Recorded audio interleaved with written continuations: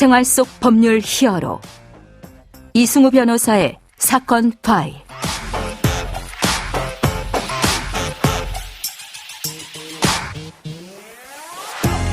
안녕하세요. 이승우 변호사입니다. 각종 사건 사고에서 여러분을 구해드리겠습니다. 오늘 열어볼 사건 파일은 음주운전 관련 사건입니다.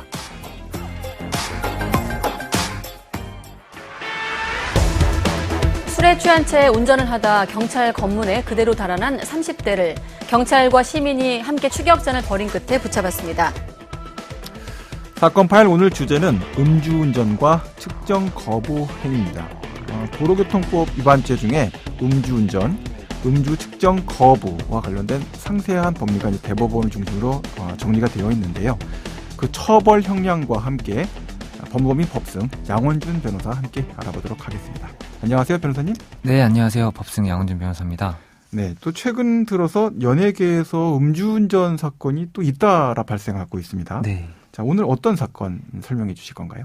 네, A씨는 카니발 차량의 운전자였는데요. 네네. 지난 2019년 7월경 서울 강남구에서 음주운전을 한다는 112 신고를 받고 출동한 파출소 경장으로부터 술에 취한 상태에서 운전을 하였다고 인정할 만한 상당한 이유가 있다고 판단이 되어서 그때부터 약 16분간 총 4회에 걸쳐 음주 측정기에 입김을 불어넣는 방법으로 음주 측정에 응할 것을 요구받았었습니다. 네네.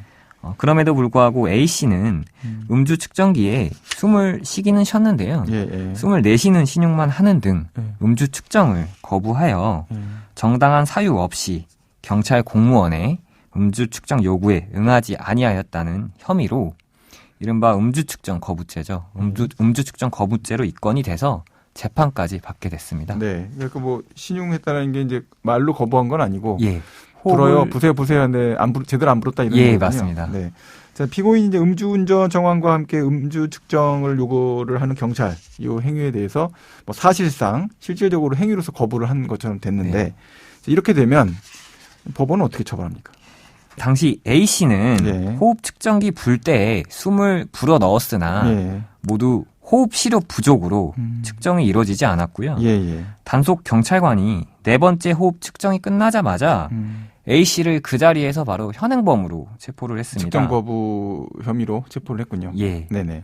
현장 체증 영상에 의하면 경찰관은 음주 측정 전에 A씨에게 체열에 의한 즉 그 피를 뽑아서 음주 측정을 할 수 있다는 방법을 고지하는 장면이 없었고 음주 측정을 마쳤을 때에도 A씨한테 이러한 방법이 있음을 고지한 바는 없었는데요. 교통 단속 처리 지침 제31조에 따라서 재판부는 A씨를 이 지침에 따르면 음주 측정 거부자로 처리할 수 없다라는 판단을 하였습니다. 그럼 이제 무죄 판결을 했다는 의미신가요? 네, 맞습니다. 네네. 당시 음주 측정이 경찰청의 교통 단속 처리 지침에서 규정하고 있는 절차적 요건을 충분히 구비하지 못했다고 판단을 하였습니다. 그러면서 이제 재판부는 네 차례에 걸친 측정에서 모두 호흡량 부족으로 제대로 측정이 이뤄지지 않은 것으로 보일 뿐 명백하게 측정 거부 의사를 표시한 것은 아니었다라고 하면서 오히려 경찰관이 현행범 체포를 고지하자 A씨가 적극적으로 재측정 의사를 표시를 했고 그러한 표시를 했음에도 불구하고 경찰관이 그러한 기회를 모두 주지 않은 채 곧바로 현행범 체포를 한 점이 위법하다고 하면서 A씨에게 무죄를 선고하였습니다. 네.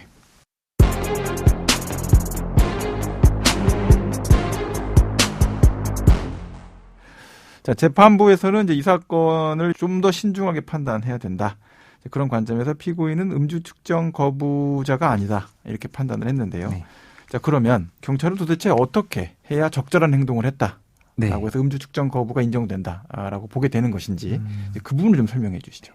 일반적으로 이제 교통단속 처리 지침에 따르면 경찰관은 이제 주치운전자라고 의심이 들면 음주 측정 기기, 저희가 흔히 알고 있는 호흡에 의한 방식으로 측정을 하거나 또는 체열에 의한 방법을 이용을 해서 이 사람이 음주운전을 했는지 즉 주치 여부를 결정을 해야 됩니다.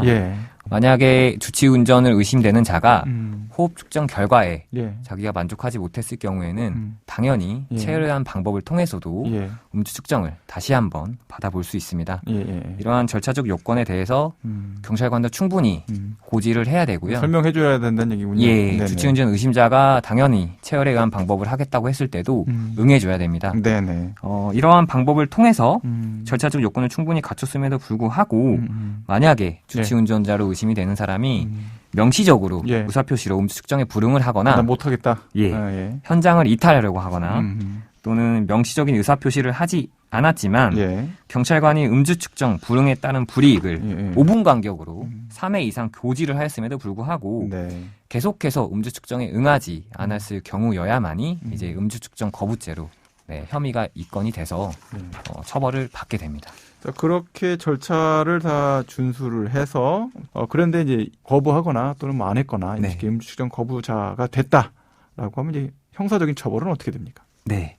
도로교통법 제148조 2 제2항에 따르면 술에 취한 상태에 있다고 인정할 만한 상당한 이유가 있는 사람이 경찰 공무원의 측정에 응하지 아니하는 경우에는 1년 이상 5년 이하의 징역이나 500만 원 이상 2천만 원 이하의 벌금에 처한다라고 규정이 되어 있습니다.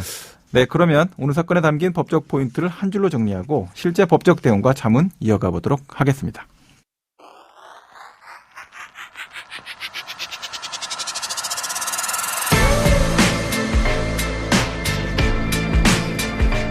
이럴 땐 법대로. 혈중 알코올 농도가 운전면허 정지 수준 이 정도에 해당된다고 한다면 음주 측정에 응하시는 게 좋습니다.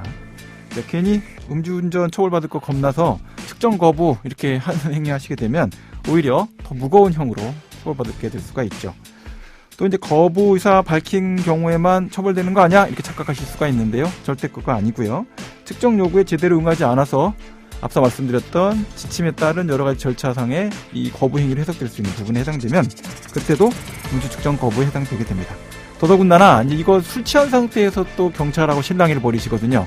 그러다 보면 음주 측정 거부 위해서 차 안에 타고 있는 상태에서 차 움직여서 경찰관을 뭐 끌고 다닌다든지 위협한다든지 이렇게 하게 되면 특수공무집행 방해 혐의가 적용되게 됩니다. 일이 굉장히 커지고 체포로 끝나는 것이 아니라 구속영장 청구가 될 수 있으니까 각별한 주의를 하실 필요가 있습니다. 오늘 음주운전 사건을 이제 다뤄봤는데요. 관련해서 변호사님 법적 조언을 좀 해주시죠. 네. 오늘 소개해드린 사건처럼 음주운전 호흡 측정을 해야 될 상황에서 음주 측정 거부죄로 이제 의율되지 않기 위해서는 신체적 상태가 호흡 측정에 필요한 공기를 음주 측정기에 불어넣을 수 있는 상태에 있지 않았다라고 스스로 판단이 되시면 어디가 아프다, 뭐가 어떻게 돼, 폐가 어떻게 됐다 이런 얘기 있으면 다 설명을 하라 이거죠? 예, 맞습니다. 네네. 현장 출동 경찰관에게 자신의 이러한 신체적 상황에 대해서 고지를 충분히 하셔야 됩니다. 네네. 또한 음주 단속에 이제 적발이 되면 그 상황에서 조금 흥분이 되거나 당황한 상황이 생겨서 일시적으로 호흡이 원활하지 않거나 폐활량이 감소했을 가능성도 있는데요. 이런 경우에도 이제 침착하게 상황 설명을 하시고 체열 측정 등을 요구할 수도 있다는 점을 알고 있어야 추후 좀 억울하게 처벌받는 일이 없다라고 할 것입니다. 네네. 다만 위 사건처럼 신체적 상태가 음주 측정에 적정치 않은 경우는 사실 또 그렇게 쉽지는 않거든요. 거의 없다고 봐야죠. 네. 그래서 이제 혈중 알코올 농도가 0.2 미만인 경우에는 사실 단순 음주운전죄보다 음주 측정 거부죄가 그 형량이 훨씬 높습니다. 네네네. 그래서 음주운전으로 이제 나 음주운전을 처벌받기 무서워. 그래서 음주 측정을 거부하셨다가는 오히려 더 큰 죄로 처벌을 받을 수 있기 때문에 측정을 거부하는 게 능사는 당연히 아니고요. 네네. 음주운전뿐만 아니라 음주 측정 거부죄도 도로교통법에 따라서 가중처벌이 될 수 있다는 점도 유념하셔야 됩니다. 다만 역시나 술을 마셨을 경우에는 대리를 좀 부르시거나 택시나 대중교통을 이용하시는 것이 가장 현명하다고 할 것입니다. 술을 안 드셔도 요새는 이제 피곤하시고 하면 졸리고 이럴 때는 대리기사를 불러서 가세요. 사고 나시면 보험금 면책이 안 되는 것들이 커졌기 때문에 굉장히 위험할 수 있죠. 네, 지금까지 양원준 변호사와 함께했습니다. 오늘 말씀 고맙습니다. 네, 감사합니다. 생활 속 법률 히어로 이승우 변호사였습니다. 내일도 사건에서 여러분들을 구해드릴 사건 파일 함께 열겠습니다.